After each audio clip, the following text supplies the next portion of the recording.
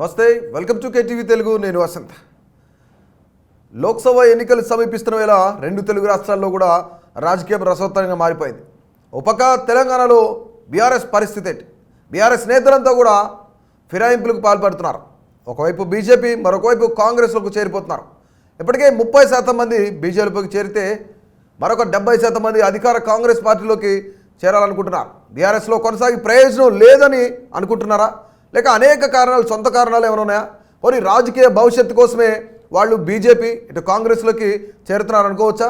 ఇక మనం చూసుకున్నట్లయితే తర్వాత కాంగ్రెస్లోకి ఫిరాయింపులు మొదలైనప్పటి నుంచి కూడాను ఒకవైపు బీఆర్ఎస్ పరిస్థితి ఏంటని రాష్ట్రంలో ఒక పెద్ద చర్చ అయితే జరుగుతుంది. ఇక Zaheerabad MP BB Patil Nagarkurnool MP Ramulu వెళ్ళి కాషాయ కండువా కప్పుకున్నారు. బీబీ పాటిల్కు జహీరాబాద్ ఎంపీ టికెట్ హామీ ఇచ్చిన తర్వాతే ఆయన బీజేపీలో చేరారు. అలాగే రాములు కుమారుడు భరత్కు కూడా నాగర్ కర్నూలు ఎంపీ టికెట్ కూడా హామీ ఇచ్చినందుకే వాళ్ళు జాయిన్ అయినట్లు తెలుస్తుంది. బీఆర్ఎస్ ఎమ్మెల్యేలు చాలామంది కాంగ్రెస్ పార్టీతో టచ్లో ఉన్నారని, వాళ్ళందరూ కూడా ఎప్పుడెప్పుడు బీఆర్ఎస్ని వీడి వాళ్ళ రాజకీయ ప్రయోజనాల కోసమో, లేదంటే నియోజకవర్గ అభివృద్ధి కోసమో, లేదంటే ప్రజాసేవ చేయడం కోసమో అని చెప్తున్న పరిస్థితి అయితే నెలకొంది. నిజంగా వాళ్ళు ఎప్పుడెప్పుడు జాయిన్ అవుతారని కూడా రాష్ట్ర వ్యాప్తంగా చర్చ అయితే నడుస్తుంది. రేవంత్ రెడ్డిని కలవడానికి ముఖ్యమైన కారణం నియోజకవర్గ అభివృద్ధి కోసమేనని చెప్పుకుంటూ వస్తున్నా సరే, కొంతమేర ఇప్పుడు ప్రస్తుతానికైతే వాళ్ళందరూ కూడాను బీఆర్ఎస్ పార్టీని వీడి కాంగ్రెస్లో జాయిన్ అవుతున్నారు కూడా కొంతమేర చర్చ అయితే నడుస్తుంది.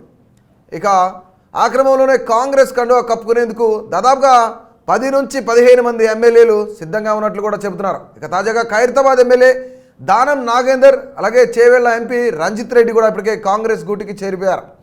హైదరాబాద్ సిటీలో ఇప్పటి వరకు ఉన్న అన్ని నియోజకవర్గాల్లో కూడాను ఏ ఒక్క నియోజకవర్గంలో కూడా కాంగ్రెస్ పార్టీ గెలిచిన పరిస్థితి లేదు.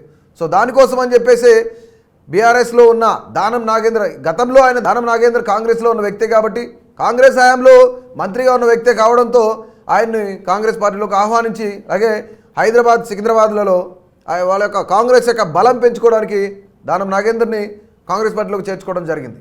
ఇక దానంకు సికింద్రాబాద్ ఎంపీ టికెట్ హామీ మేరకే ఆయన పార్టీలో జాయిన్ అయ్యారన్నట్లు కూడా తెలుస్తుంది. ఇక రంజిత్ రెడ్డికి చేవెళ్ల టికెట్, అంటే గతంలో సునీత మహేందర్ రెడ్డి ఎవరైతే ఉన్నారో పట్నం సునీత మహేందర్ రెడ్డి కూడాను ఆవిడికి చేవెళ్ల టికెట్ ఇస్తారనుకుంటున్న తరుణంలోనే ఇప్పుడు రంజిత్ రెడ్డి కాంగ్రెస్ తీర్థం పుచ్చుకోవడంతో ఇక సునీత మహేందర్ రెడ్డికి మల్కాజ్గిరి టికెట్ కేటాయించి రంజిత్ రెడ్డికి చేవెళ్ల టికెట్ ఇవ్వాలని కూడా కాంగ్రెస్ భావిస్తుందని కూడా తెలుస్తుంది. ఇక మరోపక్క వర్ధన్నపేట మాజీ ఎమ్మెల్యే ఆరూరి రమేష్ బాబు కూడా ఇప్పటికీ ఆయన బీజేపీ కండువా కప్పేసుకున్నారు.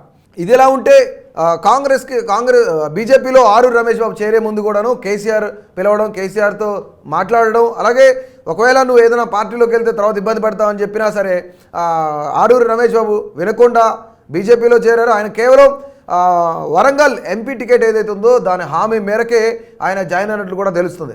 ఇక బీఆర్ఎస్లో భవిష్యత్తు ఉండదనే భయంతో కొంతమేర ఇప్పుడు ఆరూరి రమేష్ గారి నుండి వెంకటేష్ నేత దగ్గర నుంచి కూడా ఇలాంటి వాళ్ళందరూ బీబీ పాటిల్ గారు వీళ్ళందరూ కూడాను మిగతా పార్టీలో జాయిన్ అవుతున్నారు. అందుకే బీఆర్ఎస్ని వీడుతున్నారని కూడా మనకు అందుతున్న ప్రాథమిక సమాచారం. అసలు నిజంగా ఇప్పుడు బీఆర్ఎస్ పరిస్థితి ఏంటి రాష్ట్రంలో? ఎందుకు వీళ్ళందరూ జాయిన్ అవుతున్నారు? బీఆర్ఎస్ని ఎందుకు వీడాల్సి వస్తుంది? ఇప్పటి వరకు అసలు బీఆర్ఎస్ని వీడి కాంగ్రెస్లో లేదా బీజేపీలో జాయిన్ అవ్వాలని చూసుకున్నట్లయితే బీబీ పాటిల్ కానివ్వండి, రాములు కానివ్వండి, అలాగే వీళ్ళంతా కూడాను మరోపక్క గుత్తా సుఖేందర్ రెడ్డి శాసనమండలి చైర్మన్ కొడుకు కూడాను గుత్తా అమిత్ రెడ్డి కూడాను అటు కాంగ్రెస్లోనూ బీజేపీలోనూ చేరుతారన్నట్లు కూడా కొంతమేర వాయిస్ వినిపిస్తున్న పరిస్థితి అయితే నెలకొంది. ఇక బంతు రామ్మోహన్, అలాగే సునీత మహేందర్ రెడ్డి వీళ్ళందరూ కూడాను పార్టీలో జాయిన్ అయిపోయారు. వెంకటేష్ నేత, బీబీ పాటిల్, రాములు, అలాగే వీళ్ళంతా కూడాను బీఆర్ఎస్ని వీడి కాంగ్రెస్లోనూ అటు బీజేపీలోనూ జాయిన్ అవ్వడంతో ఇక బీఆర్ఎస్ పూర్తిగా కనుమరుగైపోతుంది తెలంగాణలో అనుకున్న తరుణంలోనే చర్చలు అయితే జరుగుతున్నాయి. మరికొంతమంది ఎమ్మెల్యేలు ఎవరెవరైతే ఉన్నారో వాళ్ళంతా కూడాను ఇప్పటికే రేవంత్ రెడ్డి కొన్ని సంచలనమైన కామెంట్స్ కూడా చేశారు. ఇప్పటివరకు ఒకటే గేట్ తెలిసాం, ఇక నుంచి గేట్లన్నీ ఓపెన్ చేస్తాం, ఎందుకంటే బీజేపీకి సంబంధించిన నేతలు, బీఆర్ఎస్కి సంబంధించిన నేతలు అందరూ కూడాను మరో మహారాష్ట్ర అవబోతుంది తెలంగాణ, లేదంటే ప్రభుత్వం కూలిపోబోతుంది, ఇలాంటివన్నీ కూడాను దాదాపుగా అనుకుంటున్న తరుణంలోనే రేవంత్ రెడ్డి కూడా కొన్ని సంచలనమైన కామెంట్స్ చేశాడు.